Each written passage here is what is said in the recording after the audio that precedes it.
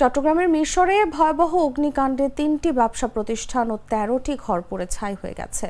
মঙ্গলবার দিনগত রাত ২টার দিকে উপজেলার ওয়াহিদপুর ইউনিয়নের হাদিফ ফকিরহাট বাজারে এ অগ্নিকাণ্ড ঘটে। মিরসরে ও সীতাকুণ্ড ফায়ার সার্ভিসের ৩টি ইউনিট প্রায় ২ ঘন্টার চেষ্টার পর আগুন নিয়ন্ত্রণে আনতে সক্ষম হয়। এতে প্রায় অর্ধ কোটি টাকার ক্ষতি হয়েছে বলে দাবি ক্ষতিগ্রস্তদের।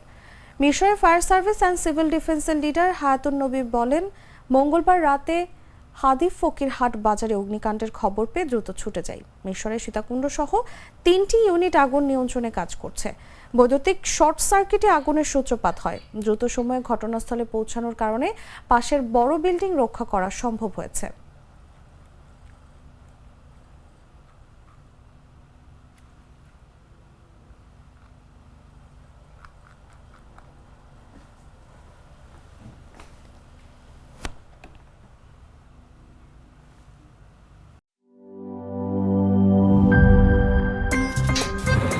আমার একটা স্মার্ট সিদ্ধান্তে 25% গ্যাসের খরচ কমেছে। ভাবছেন কিভাবে?